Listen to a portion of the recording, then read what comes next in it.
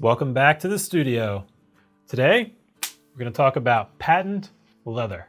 It's a popular product that's been around for hundreds of years, and we're going to look at a couple things. First, we're going to look at what exactly patent leather is.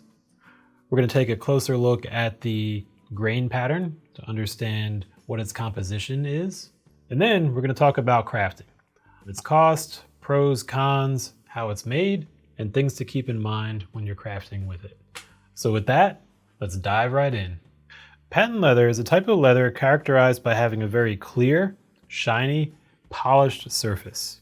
The surface is generally very durable and water resistant, though scratch prone. Originally oils were used, but now we're using more synthetic materials that are higher gloss, less expensive to make, and are often a polyurethane leather or some type of a synthetic surface on it.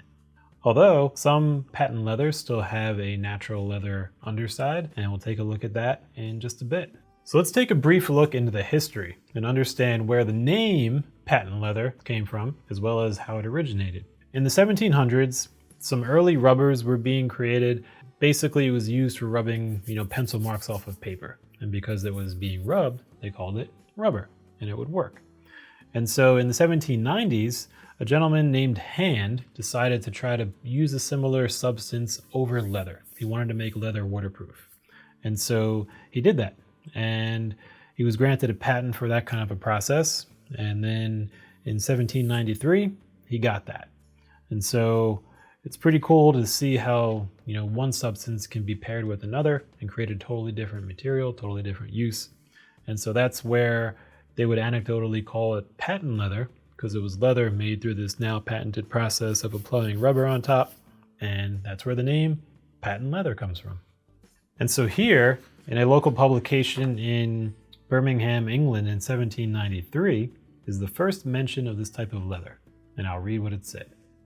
A gentleman of the name of Hand in Birmingham, as I am informed, has of late obtained a patent for preparing leather in a certain way that he has discovered, by means of which leather is said to be rendered perfectly impervious to water, and when soiled, requires only to be wiped with a sponge to restore it to its original luster.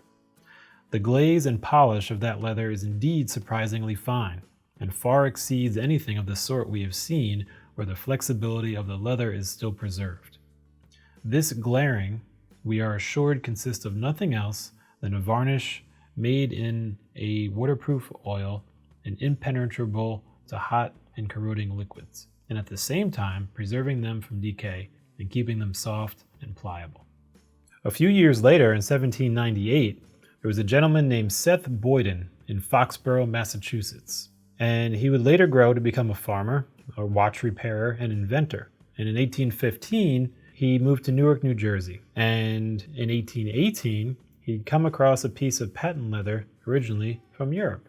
So he was able to figure out a process based on analysis of that leather sample, and he began his own patent leather formula, and by 1824, his patent leather sales were soaring.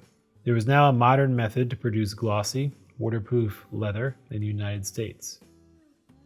After World War II, industrial production levels were high. Many advancements had been made in materials technology to help support the war, and there was a huge increase in demand for consumer goods.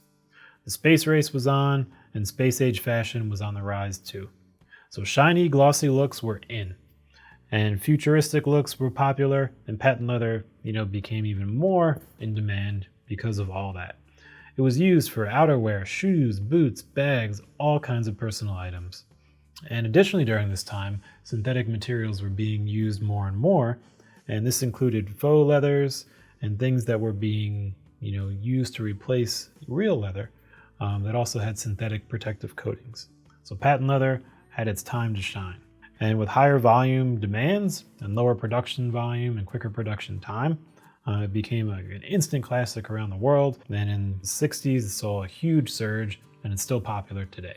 So that's a very brief look into the history of patent leather. So let's check out the actual grain pattern itself. When we're looking at the top, we see a very, relatively speaking, smooth, even, consistent surface. It's definitely got a shine to it and is highly reflective to light, also easily scratchable. But it's pretty apparent looking at it that it's a smooth surface. When we look at the underside of this sample, it is actually a natural leather. So where some of these are going to have a full PU, polyurethane, plastic, essentially, material through and through, some are going to be a leather bottom with a plastic or PU or other kind of a synthetic surface applied. And so here we see an example of that. And in the bottom grain pattern, they're pretty dense, flattened grains. And we could even look here at an example of that. Top look, again, very smooth, very shiny. You may be used to seeing these in, tuxedo shoes, some handbags. So we've got that natural underside and pretty flexible material.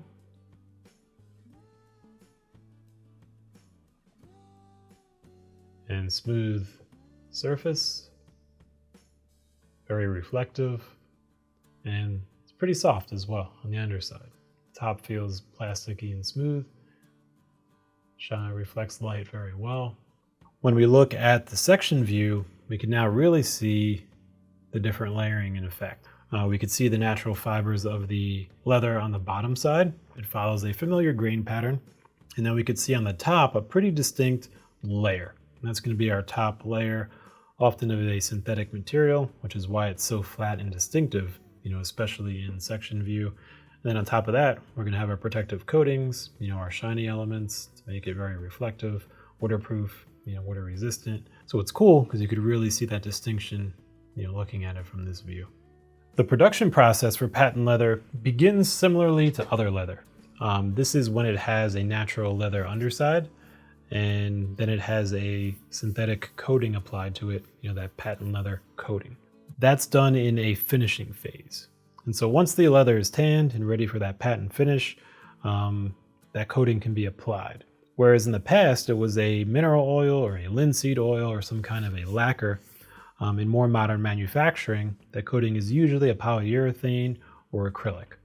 And that's cheaper, faster to produce, a lot more variations in color, textures can be applied. So there's a lot of reasons why in modern day, we're using those modern technologies as well. Additionally, those types of materials lend to more flexibility, and they can be applied clear as well, or dyed, any variety of colors. And so depending on the production process, there can be layers applied to the surface of patent leather. Some of them are going to add waterproof qualities. Some are going to have specific elements that are going to reduce, corroding liquids or an application-specific composition, while also helping them reduce some scratchability where possible and overall wear and damage, while still keeping them soft and pliable. After that, additional coatings may still be applied. It could be things to add like UV protection or even higher gloss layers by having a thicker layer, of that gloss surface can basically add increased shine and depending on the use, desirability for that end product. And usually it's put on through a spray. There are different methods for applying it, but a spray allows for even and consistent application. And they're usually done one at a time. So one layer is sprayed on, and then that's allowed to dry, and the next one is added on top of that. And because this is in another process, the leather is passed through conveyors, and then that surface layer is poured onto the leather passing through that conveyor, and that dries, and then it's passed through another conveyor that pours that next layer on. So the two primary methods of application of these layers are spraying and pouring. Once those layers dry, the patent leather is ready and perfect for crafting. Cost ranges anywhere from about $6 to $25 per square foot. It's a huge variance because, as we mentioned, there's a lot of different additives or surface materials that can be, mixed into it. And so depending on what those are, that'll reflect in the price itself.